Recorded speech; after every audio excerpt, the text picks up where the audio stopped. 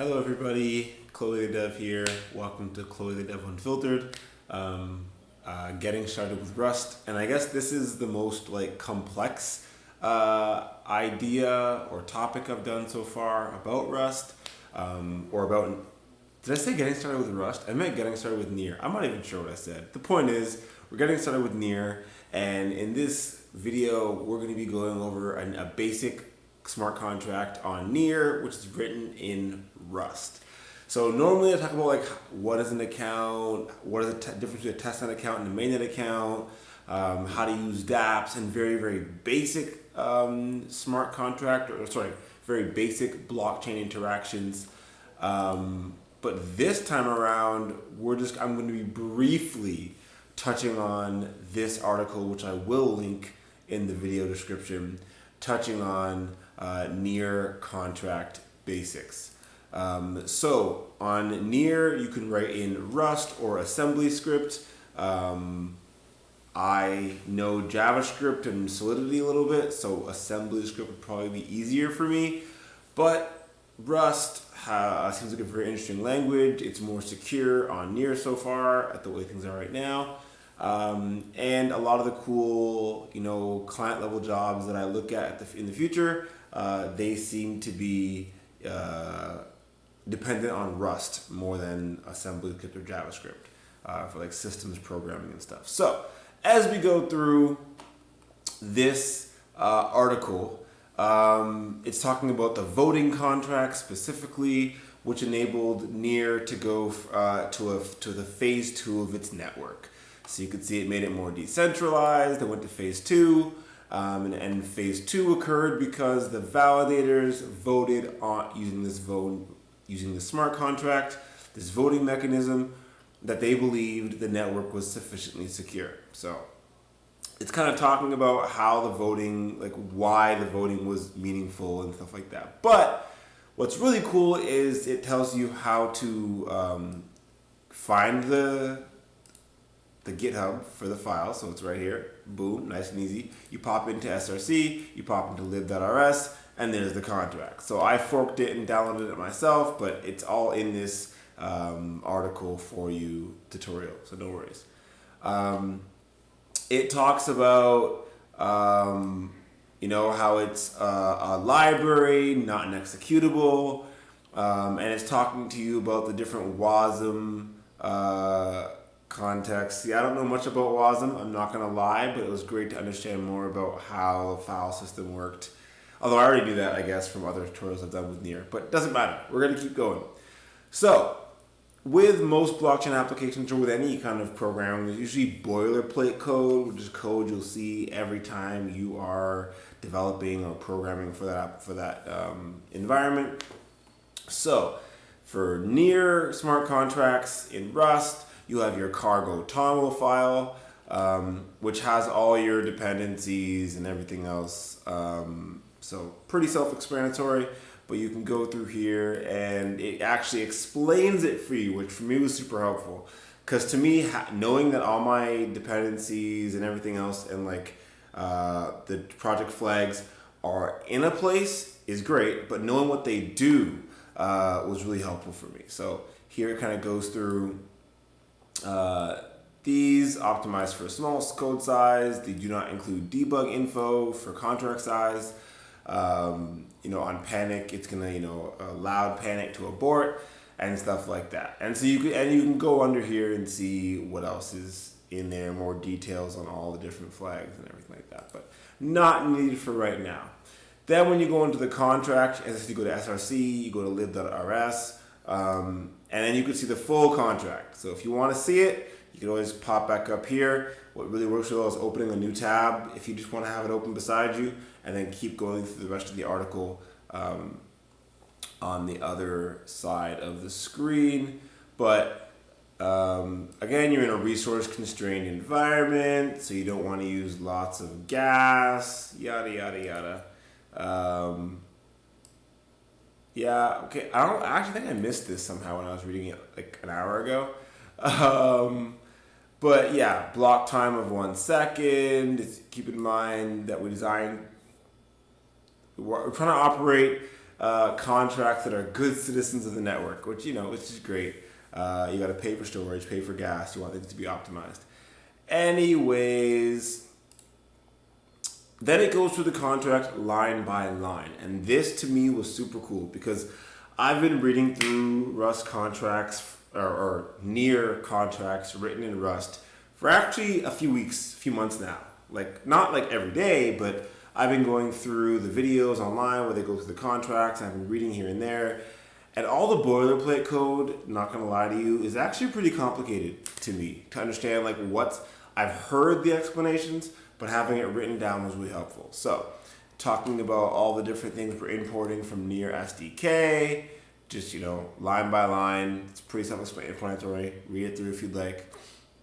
Talks about the difference between key value storage and singleton storage, where key value storage is like you only you're changing the storage by each line or by each after the variable is used, and then for singleton storage, it has to read the whole contract. From what I understand. Okay, yeah, okay.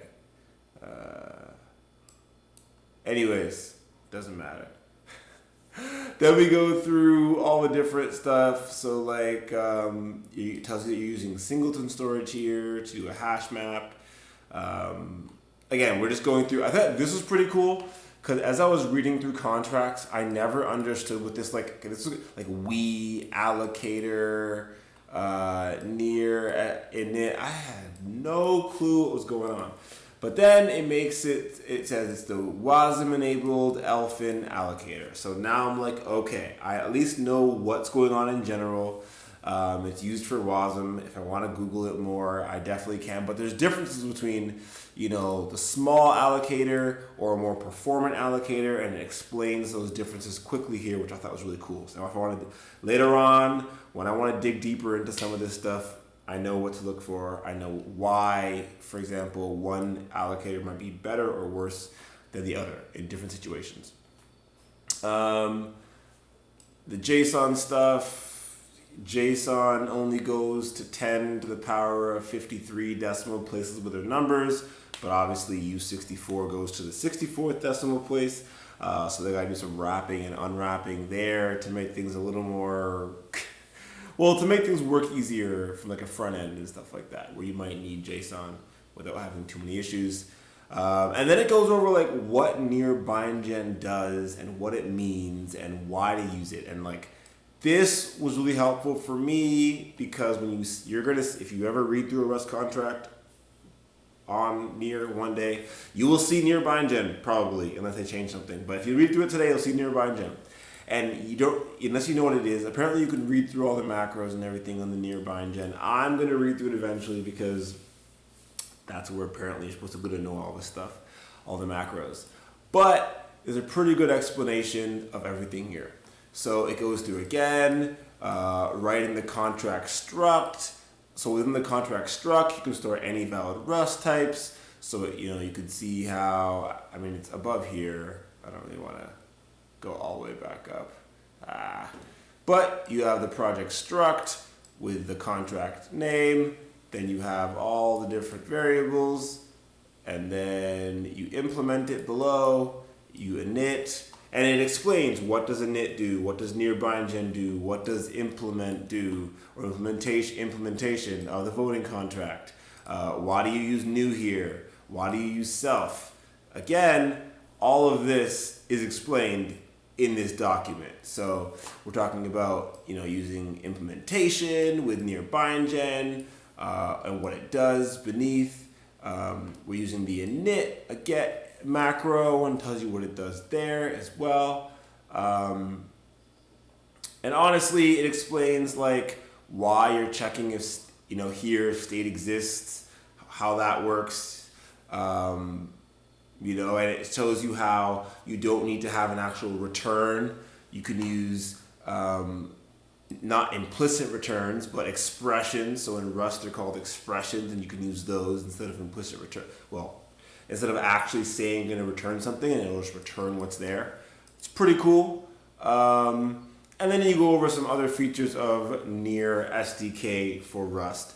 And you go through like what public methods are, borrowing, like borrowing and self and mutate in self. It's typical Rust stuff, I suppose, but what it means in relation to like a smart contract, and like how it works with storage, and stuff like that. It's pretty cool. And this is what made me want to read through Near BindGen. Because here, if you're familiar with Rust macros, Near BindGen is very readable. If not, the author found that it helps to alternate between holding your breath and taking slow, deep breaths, counting 4 in and 8 out while staring at it for a good long while. So it seems like if I am really going to be serious about actually developing on Near in Rust one day, I'm probably going to have to read through it at least once, maybe twice, look at a bunch of different parts, keep it as a tab open. And I went through Figment Learn. It was like copy paste, but it explained a lot of stuff to me, which was great. That I've known in pieces, but it was all laid out very nice. So actually one of my friends, Rogan, just joined the Figment team. Very happy for you, Rogan. Super excited. I'm super excited for what new tutorials are going to come out with next with him on board. But I just wanted to show this because it goes through like payable methods, private methods, like all the parts of a generic Rust contract are in this article. And I've been looking for something like this for so long. I mean, I don't know how long ago this was out. Sharif, the head of education at Near, has been working through it. So I guess I'll actually give him some comments actually, because there was some parts that I think needed to be looked over. But anyways, I thought it was really good. I really enjoyed the read, and so I thought I'd share it very quickly. So yeah, already it's an 11-minute video. I want it to be like 10 minutes. So if you have interest in stuff like this, I'll put a link in the description. Thanks for following along. Hope you have a wonderful day, and goodbye.